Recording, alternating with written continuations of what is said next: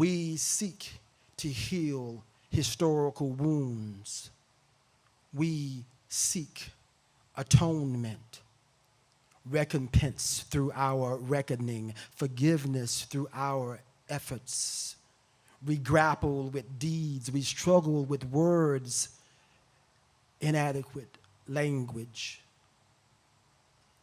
With each utterance of your name, victims of sanctioned violence, we acknowledge your humanity.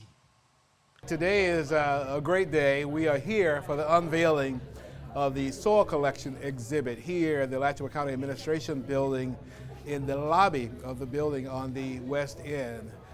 The soil collection is a collection of soil from lynching sites where blacks were lynched back in the late 1800s, early 1900s.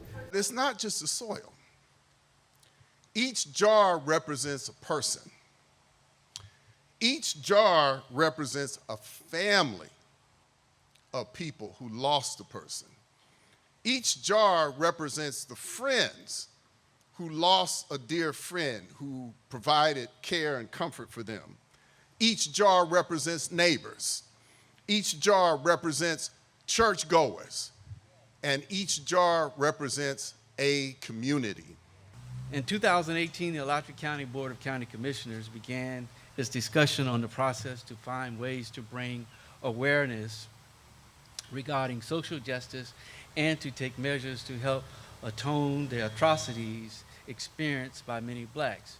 Truth and reconciliation became a theme to recall our history of racial injustice in order to help make amends here in Alachua County.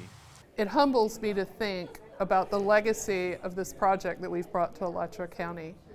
In 25 years, and 50 years, and 100 years, they're going to be looking back, and it will be the bicentennial of those lynchings, as it's, as we're looking at something that happened 100 years ago.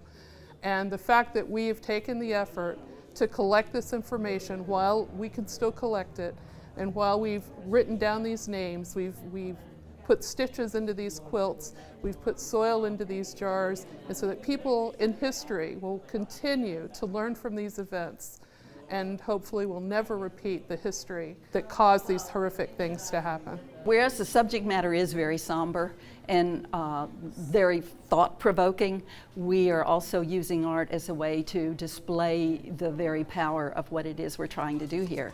With the music, the dance, the beautiful quilts that have been put together by the different communities, as well as the jars that have been displayed here in such a very, very elegant way.